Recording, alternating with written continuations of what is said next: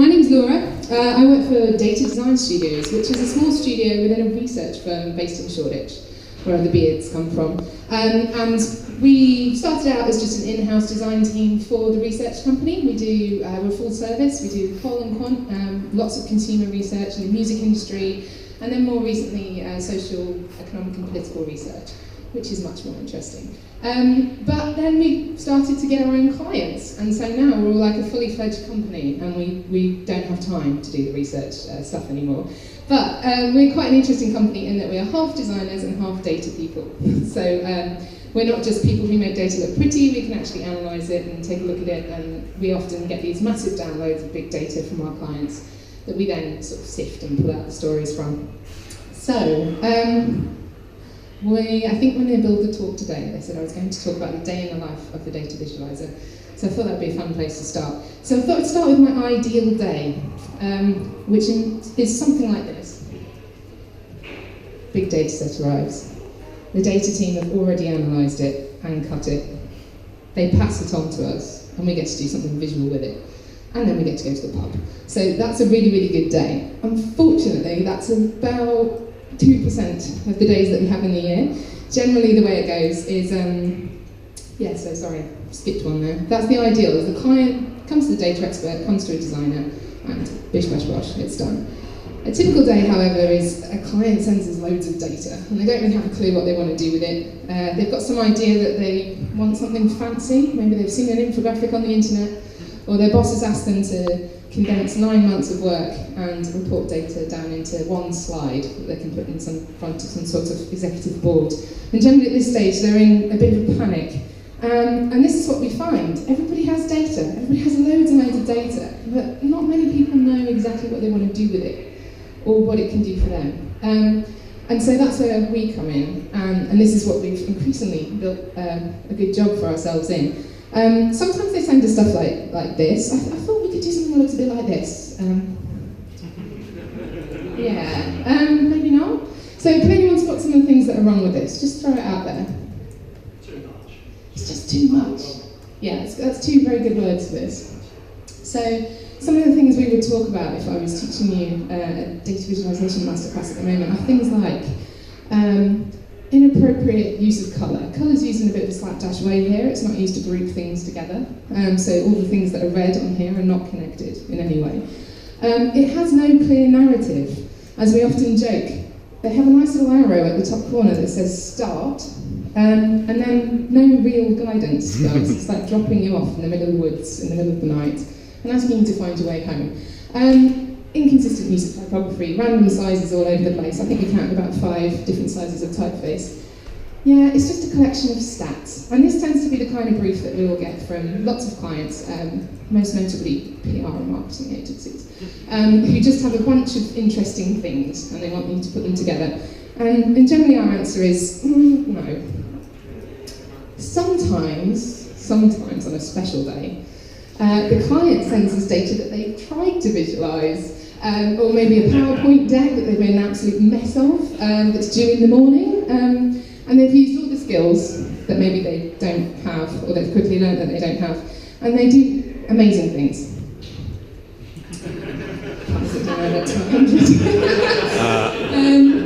I can't say these things used to bother me before I started working in data visualization, but now I look at that and I'm like, it's like seeing Comic Sans on my sandwich when it arrives. Random use of colour. Now this is a deceptive one because it looks pretty, doesn't it? It looks designed and it looks good. It looks like an infographic.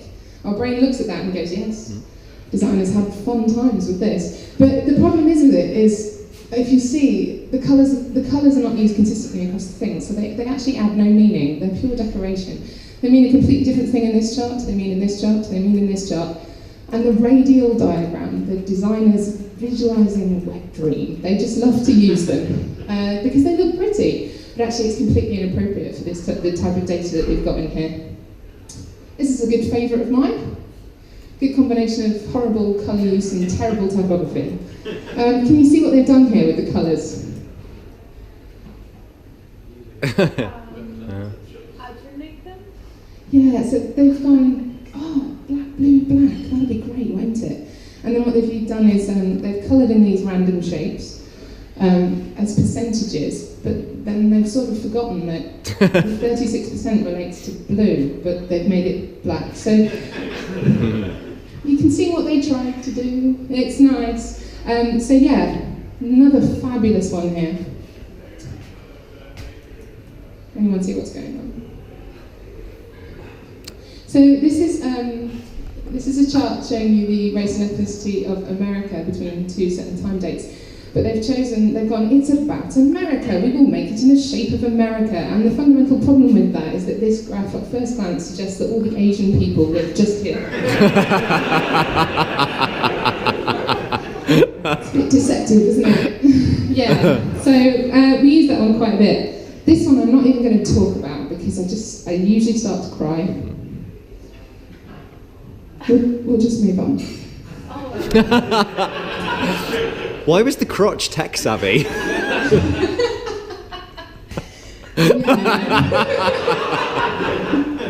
going to use my own tech on this one. Yeah, this slide's not supposed to be in here. This is supposed to come later, so consider that a tease. So yeah, that's generally my feelings when clients send through things like this. Dashboards, we all love that. Anyone worked on dashboards here? They know they're a bit of a nightmare. So generally the point where you've got to a dashboard is where you've got more data than you can deal with. And you need to arrange it into something that sort of works. And we do a lot of data design masterclasses with management information teams. Very, very nice people, work in Excel quite a bit, and they have a habit of producing things that look like this. The 3D marble effect, so popular in the early days of computers. So yeah, we look at them, we breathe, we consider going to the pub, and then we sit down and we have a go. Data visualization has become really trendy, as you've probably noticed, and in large part it's due to publications like this. Who's seen these? Yeah, David McCandless. Any friends of David McCandless in the audience? Okay, good. I went to see him talk a few months ago. He's a fascinating guy, he's really, really great, but he's a data journalist who doesn't always pronounce his T's, which I find annoying. So he spent the whole thing talking about data. The whole time. But he's produced these two books, Information is Beautiful and Knowledge is Beautiful. And in it, he's really good at going out and finding data to answer questions, which is great. It's a really inspiring thing that he does. This is the £1 billion gram. So he just collected a bunch of random statistics that were out there in the world and tried to visualise what £1 billion buys in the world. And you can see it comes up with some quite interesting things. I'm going to put it out there and say I'm not a big fan of David McCandless' design work, but I like his data approach. It's really, really interesting. It's a particular favourite of mine. He was pretty convinced that all horoscopes basically said the same thing. So he scraped a bunch of horoscopes off the internet and visualised them in my least favourite of the visualisation things, the word cloud. But it does work quite well in this instance. And he did see, as you can see, frequency, yeah, they do basically all say the same thing. Which leads us on to this. So McCandless, for all that he is a bit of a joker at times, he did create an awesome chart which explains really well about what makes good information design. Unfortunately, he did it in colours that don't always work on a screen, but thankfully it works today. So you'll see he said that good information design encompasses 4 really important things: interestingness, function, form, and integrity. So you have to have data that has some truth and some consistency. It needs to be relevant, meaningful, and new. It needs to be easy to use and access. And it needs to look nice. And so what he did was visualise this around, and he said, if it's interesting and it's got some level of function, it's an experiment, form and function, a sketch. And you can see he was quite harsh. So if it's got integrity, it's interesting, and function, it's generally quite ugly. So you need to combine all the 4 things to really have something that's successful. And you'll see on this side, this is the information, or the data. And on this side, this is the design. And what we generally find with clients that we work with, they've got a lot of this stuff. Some of them don't, but most of them have a lot of good data. It's important, it's well researched, it's got integrity, but they just have no idea how to do this bit, and that's where they tend to struggle. Less of a rock star, but arguably much more important, Edward Tufte. Any fans of Edward? Oh, so happy. Nice to be amongst fellow geeks. Yeah, this book, possibly the worst cover in the world. I do understand why nobody has ever read it. But it's the classic book on data visualization, really. It's about statistical graphics, best practices. It's got about, I think, 250 illustrations of charts, the best and the worst. And he explains in quite a lot of language about best practices around charts. It's really long, and I'm not going to lie to you, it's quite dark. So I thought I would just condense it down into what I consider 3 of the most important points from the book. So he talked about the importance of graphical integrity. So visual representations of data have to tell the truth. So if you've ever seen a chart produced by a USA TV station like Fox News, you'll see that they miss this really important thing. They like to adjust their axes quite a bit to exaggerate the data, and this tends to be what designers do by accident through not understanding how to work data, is they make the data say things that it doesn't really say. The second one, he coined this term data ink and chart junk, which is my favourite thing. So he said you should maximise the data ink on the page and just erase as much of everything else as possible. So really the colours of the bars, the actual physical data on the page should be the brightest and clearest thing, and everything else just needs to disappear. And that led on to this idea of chart junk. So it's easy to visualise chart junk. Just think of everything that Microsoft Office has as standard. So a bevel, a drop shadow, a gradient, grid lines, shaded backs on charts that are there for no apparent reason. That's chart junk. So he was arguing that you can eliminate the majority of that and just turn data in its purest form into a visual pattern, and our eyes recognise that, and our brain understands it much quicker. Our brains are hardwired to understand visual imagery a lot quicker than they are lines of numbers and text. So, it's the boring bit. When we start working with data, the first thing we'll think about, and we're amazed often at how often people work with data and they don't think about these things, we think about the type of data that we've got. So here's 4 sort of rough areas that you could think about. Is it quantitative? Is it discrete? Is it continuous? Is it categorical? Can it be categorized? And then we start to think about the relationships between the data. And it doesn't want to move. No?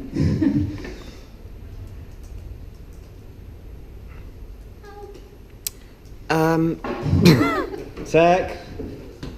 You know, this is because you slagged off Microsoft. I'm using a PC. They're watching all times.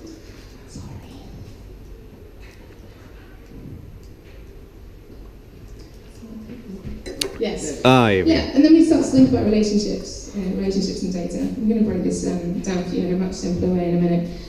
But yeah, you start to think about things like, can you compare the data? Is it part to whole? And what you see all the time is people go, pie charts, they're visualised, they're like data visualisation-tastic. And they'll just cover their infographics with pie charts, even though it's not really the most effective representation for their data.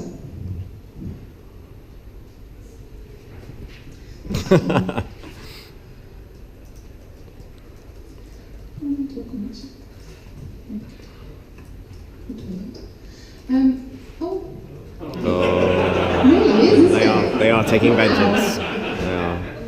It's amazing. Sorry.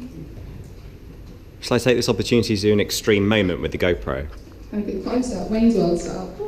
I'm so glad we can have that moment. Yeah, so we condense that down into this, which is like a thing that we keep next to our desk, and it just sort of shows you roughly data light, data heavy, numerical, illustrative, and it helps you pick out a good representation type.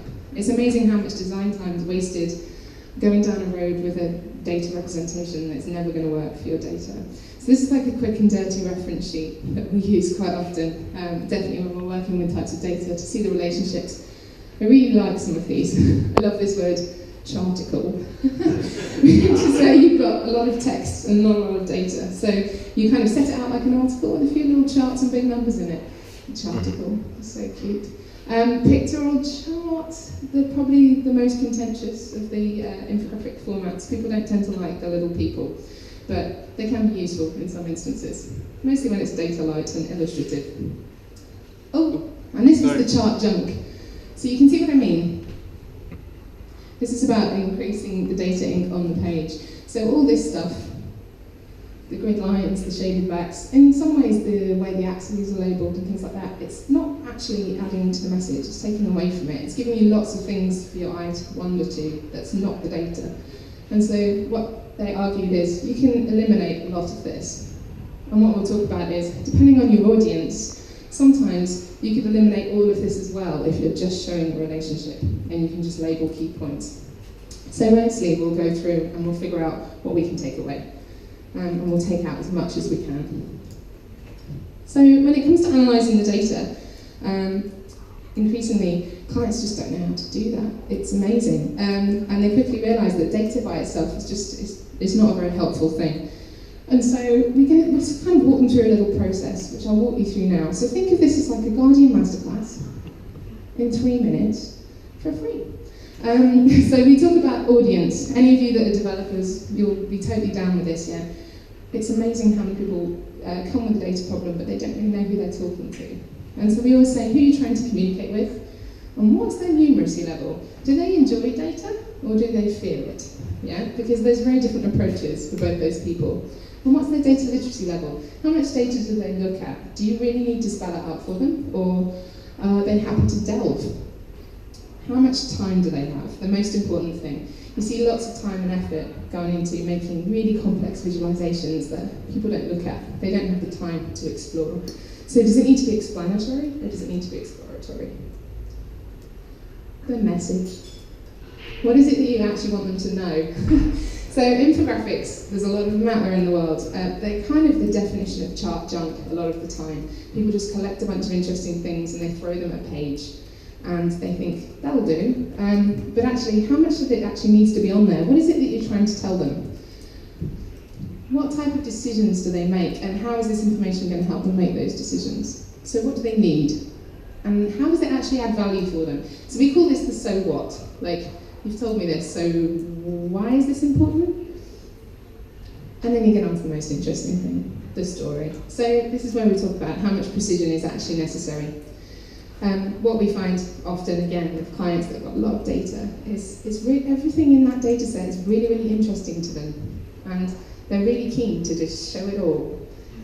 But often their audience isn't interested in everything that's in that data set, and they don't need to know everything that's in there.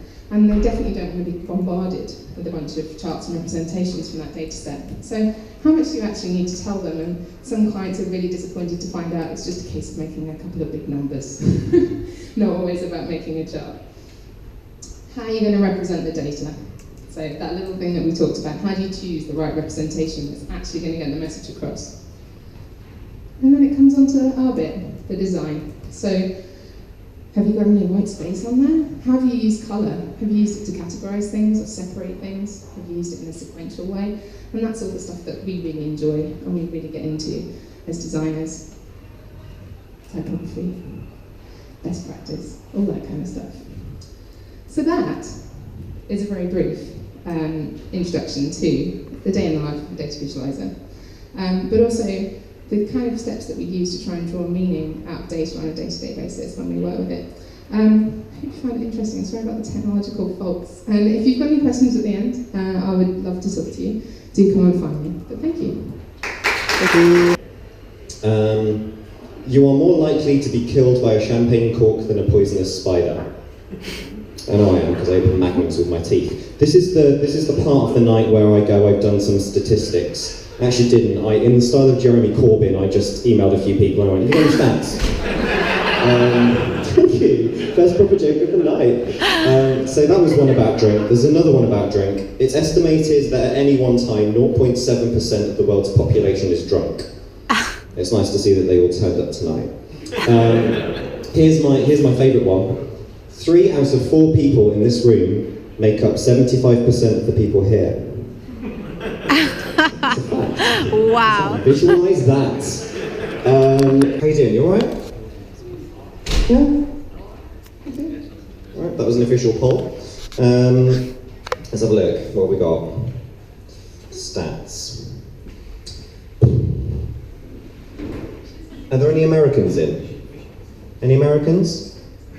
1, 2. Alright, here we go. Here's one for you. On average, Americans eat 18 acres of pizza every day. I think they mean collectively. That's a good one. Here's one for the next speaker. The average talker sprays about 300 microscopic saliva droplets per minute. That's about 2.5 droplets per word. Everybody look out for his droplets. Next.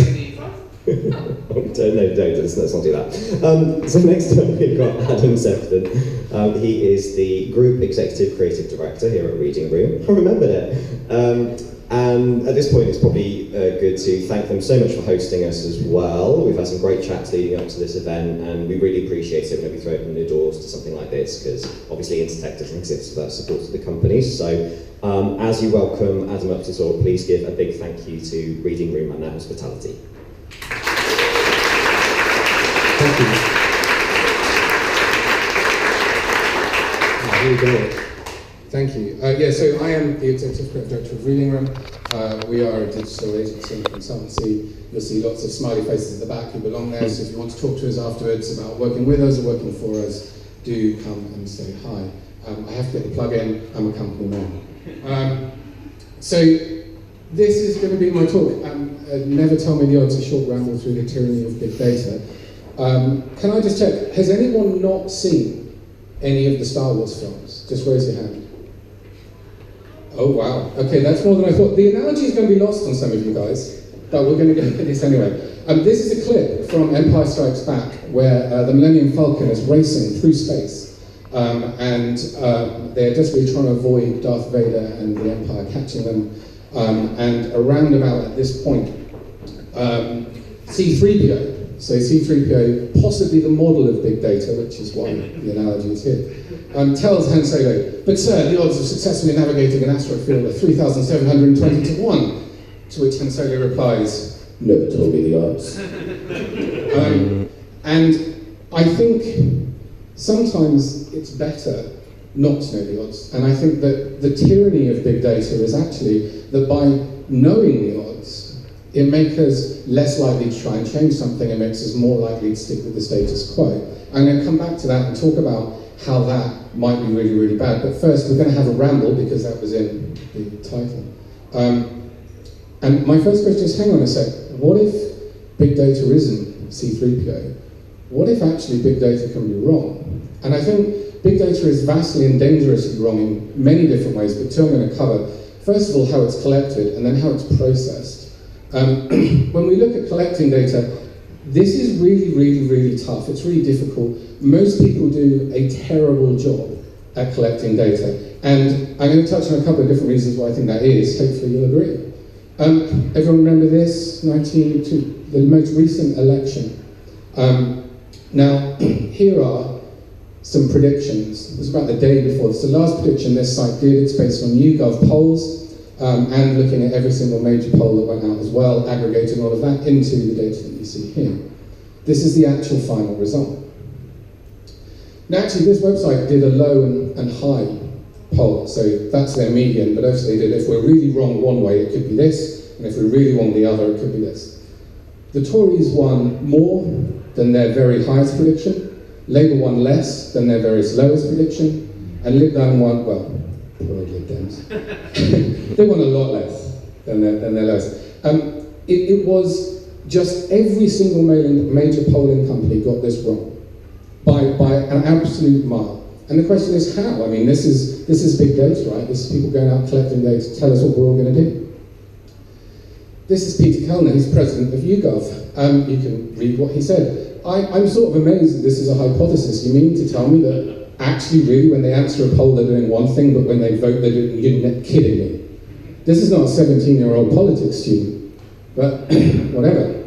What's the actual reason? This guy got it right. This guy is Jim Messina. He worked for Conservative HQ. He's one of the two Americans they brought over to help. Jim Messina quite rightly pointed out, the British pollers generally ask which party people supported, not about which individual they'd actually vote for.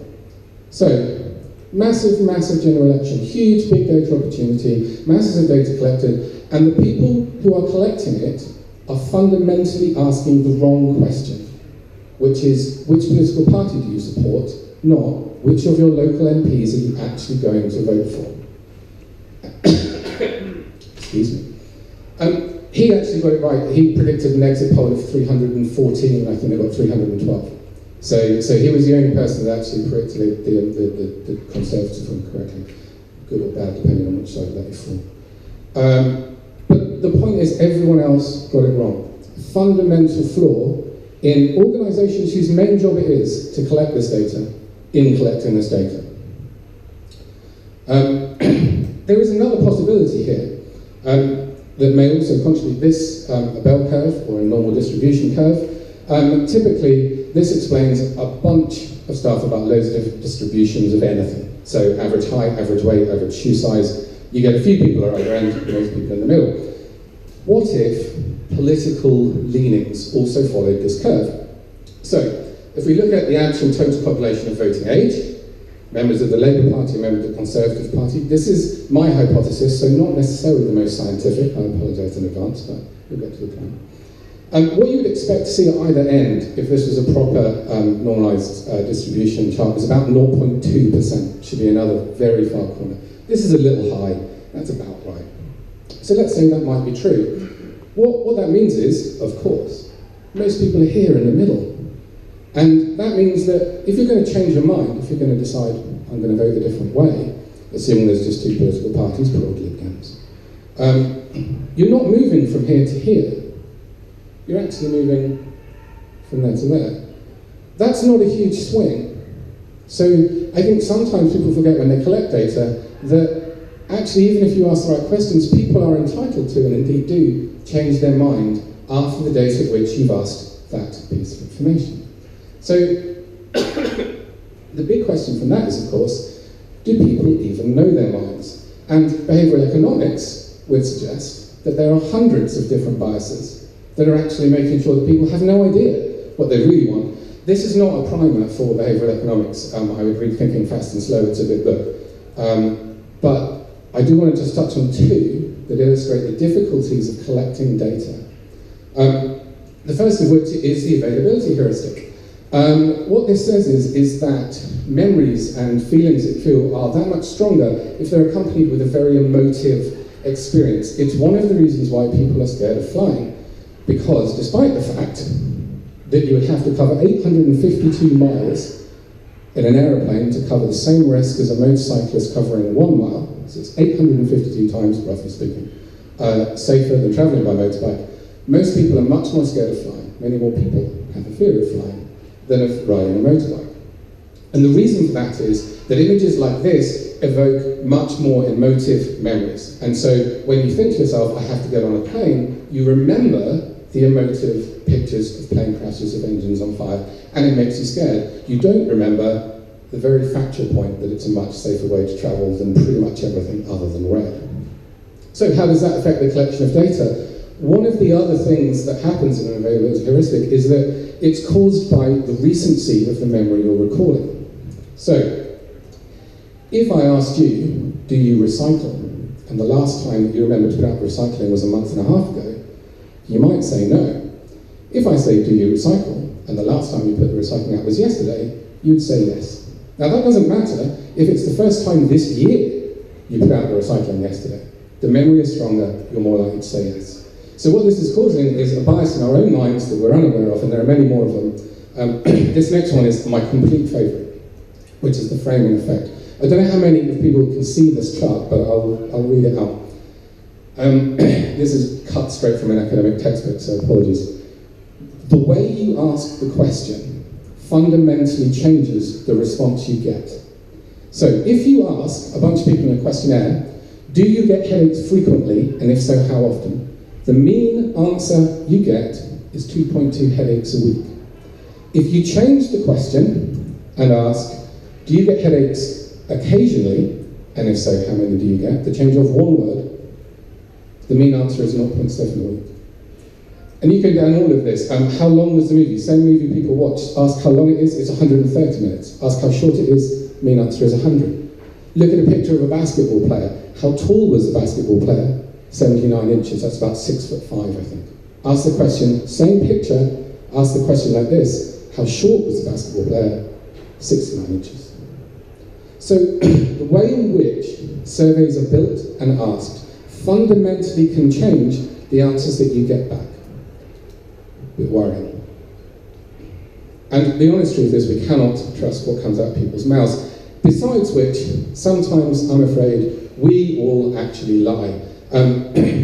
This is a networking conference form. It's asking for a home address, that's required. It's asking for a mobile phone number, that's required. It's asking for a date of birth, that's required. Please, can you all make me feel better about myself and tell me I am not the only person that has ever lied on these forms?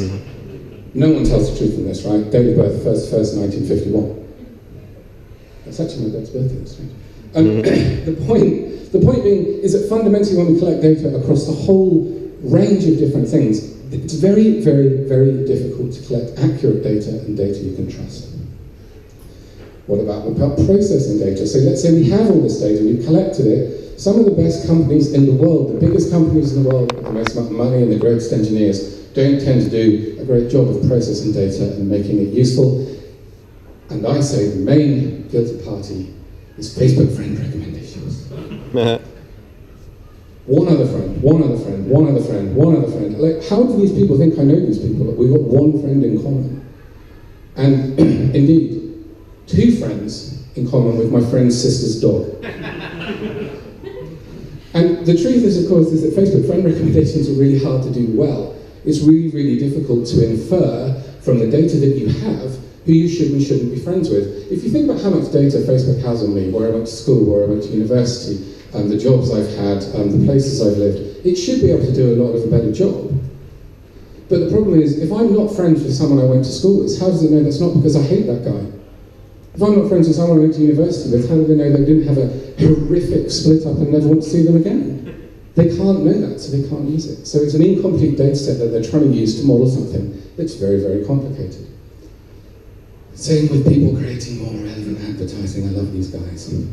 You may all know this, that I Google what I'm looking for. This is me in a nice 70s beard. Sort of, this is the best man icon I've ever seen online. It's brilliant. I Google what I'm looking for. I visit a relevant site. I might visit a second relevant site, and suddenly I'm seeing adverts for that thing in my Facebook feed, just because the amount of cookies that are now out there in the world, they have that much data on me that Facebook can create more relevant adverts for me. So I go onto Facebook, and all of a sudden I see this amazing advert for the world's most comfortable mattress, because I've been on 2 different mattress stops. The biggest problem being, I've already bought the bloody mattress.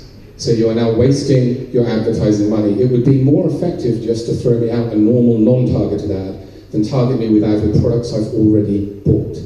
Again, the problem being, you don't have a complete data set. You don't know when I've purchased. So, processing. Fair enough, advertising, marketing, it's just a few brands' money, right? That's not that bad. Do you think it would be possible that we could make that sort of mistake with an entire range of economics? Well, Carmen Reinhardt and Kenneth Rogoff are 2 Harvard economists. They wrote a very famous paper in 2010 that was used to support austerity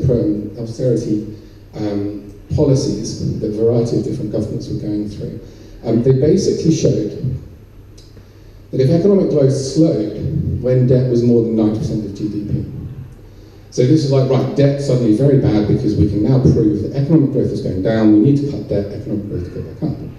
Well, that's great enough, except for one small problem. They hadn't selected the full row of their data in Excel. They had counted only 15 of 20 countries they had research from. This is true. If you add those extra 5 countries, that's what you find. I'm going to leave you with that, just to ponder one moment and think about the effect it has on 5 years of our economic life while I have a swig of beer. I'll be right back.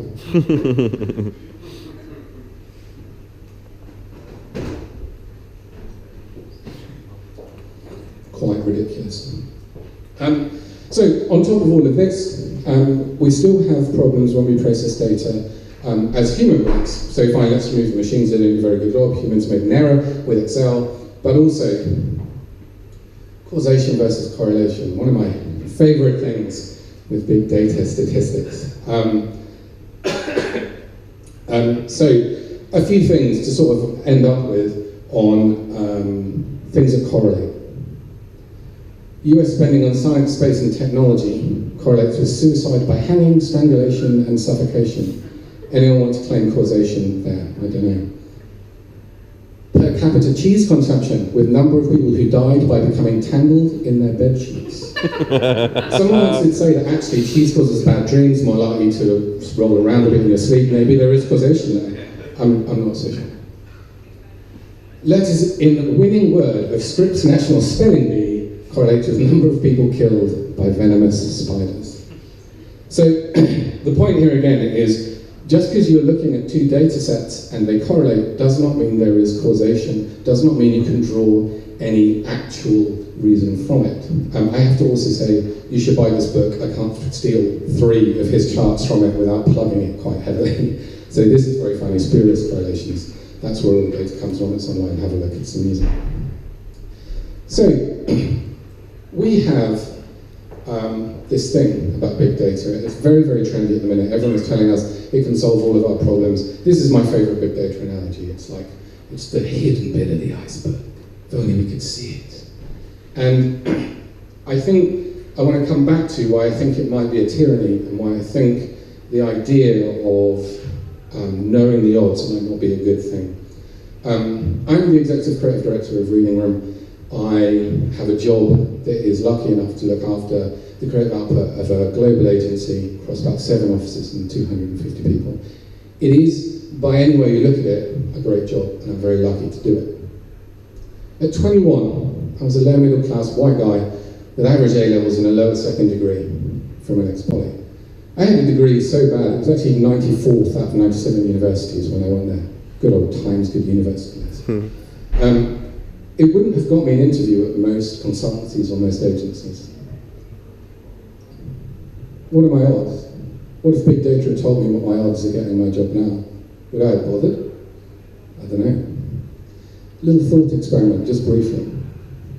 What if at 21 I was a working class black woman with average A-levels and a lower second class degree from an ex-poly?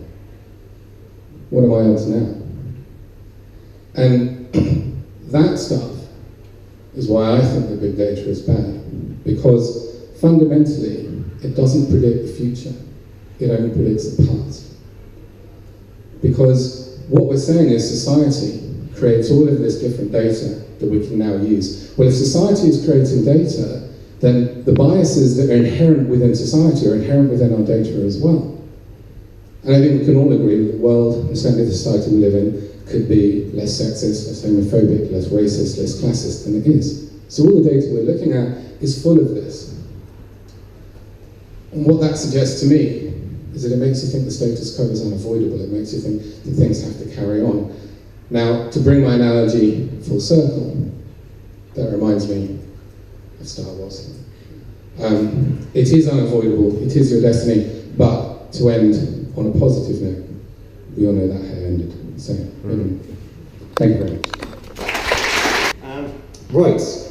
People photocopying their bum are the cause of 23% of all worldwide photocopier faults. Thanks, Mum, for that one. Okay, now here's one I wanted to test out. Apparently, a higher percentage of lefties, there are a higher percentage of lefties in the gay population. I think we should do an impromptu test. If you identify as gay and are left-handed, raise your left hand.